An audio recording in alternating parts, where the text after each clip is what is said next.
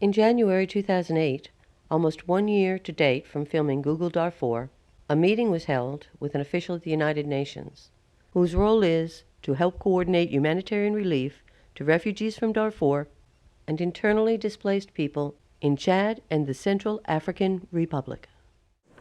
Now I think everybody knows that these problems affecting Chadians, and we have Chadian refugees and all these, and the security is always, even in the capital of Chad, it's so critical. So on my presence in the refugee camps and all this, it's more about food, water, and security. So I've been questioning myself when we will be having peace in that area, that we will be like, okay, refugees will be will be able to go back to their country without having any problems. The Chadians will be living without having any fears of getting attacked by Janjaweed or Toroboro. So these are my questions. Which is a very tough one, and that's also a concern of many.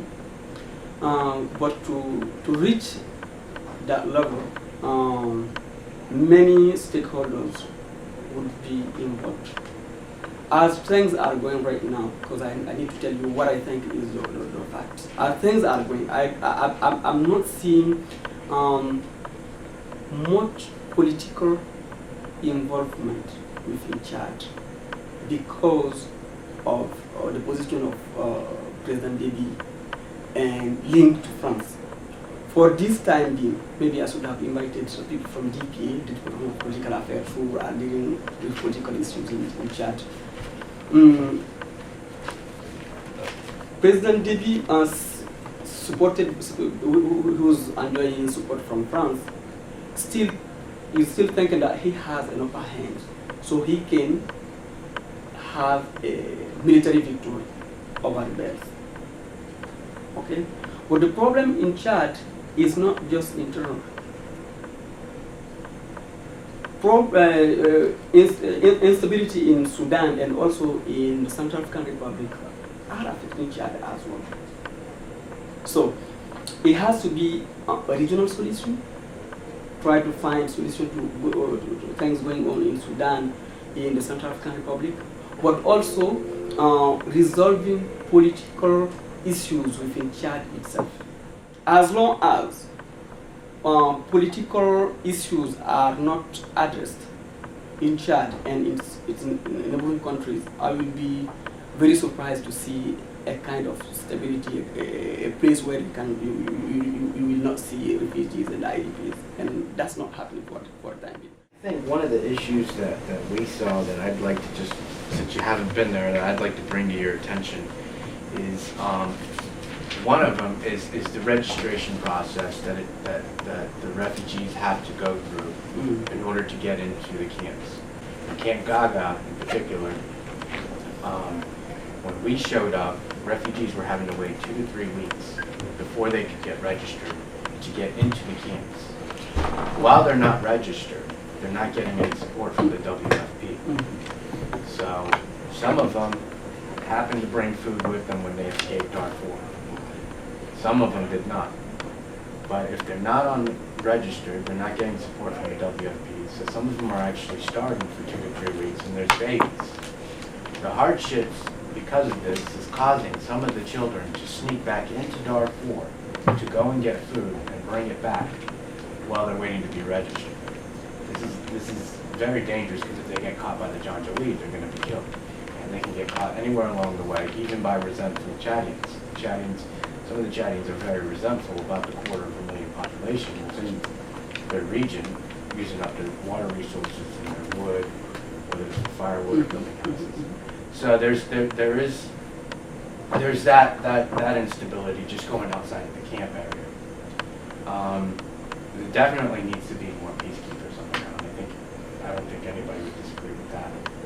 And once they get into the camps, the food supply, the monthly food supply from the WFP is not enough. Now, Doctors Without Borders has been pushing a new source of food. It's called RUS, Ready to Use Foods, and it's on their main page of their website. And this food is a peanut butter-based food that has the vitamins and minerals that they need. It's better than the millet that they get. It keeps longer. You can grow it, you can make it locally, so it's good for the local economy. So if you want to make the Eastern Chadians happy, start doing the RUS right there in Eastern Chad, let the Chadians make it. That'll help their local economy. That'll decrease the resentment. And it's equivalent to the cost of millet. The reason why I'm asking all of this is like I'm kind of a little surprised, you know. As I said, I never went to the field, so I didn't see things myself, you know. I've been relying on information that we're receiving on the ground from our office and from other UN agencies working on the ground.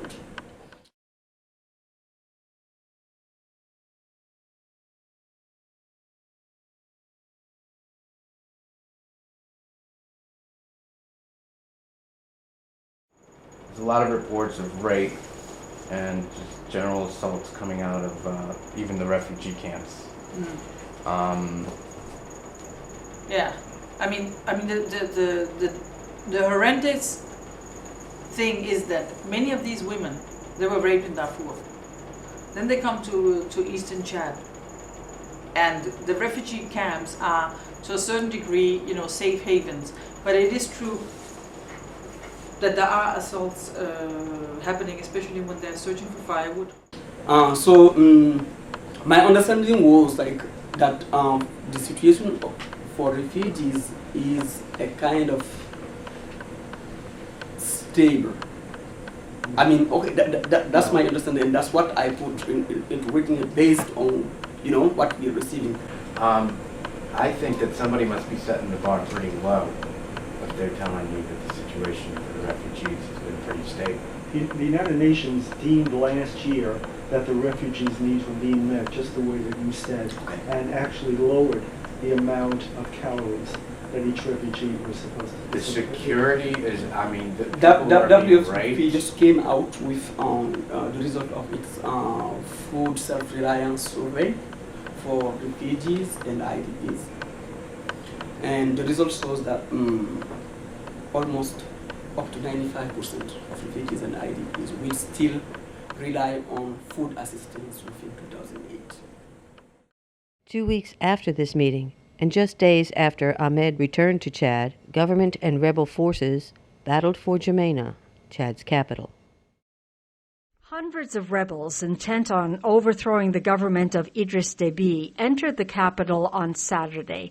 They reportedly have seized large parts of the city and are surrounding the president's palace. As night fell Saturday, it remained unclear which forces controlled which parts of the capital. Gunshots and artillery could still be heard, but were much more sporadic than during the day. The last heavy fighting was in the afternoon when tanks encircling the presidential palace started firing in all directions. The clashes followed a one-week desert offensive by rebels from their bases in eastern Chad and Sudan to the center of Chad's western capital.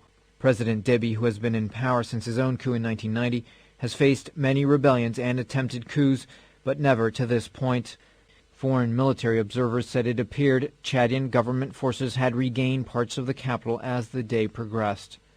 Whoever was in control, there appeared to have been extensive damage and heavy casualties.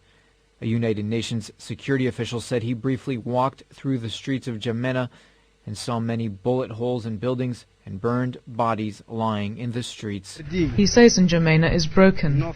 Everything is stolen, burned, broken. We have lost our brothers, our sisters and our parents in these events, he says. These are the consequences of war, and he is frightened by war. He says he wants peace. Young men and boys pick through the smouldering remains of the main market, looking for anything they can salvage. Traders say the market was destroyed by a bomb dropped from a government helicopter chasing rebels. Hundreds of civilians were killed and about 1,000 injured in the two-day battle, according to the Red Cross.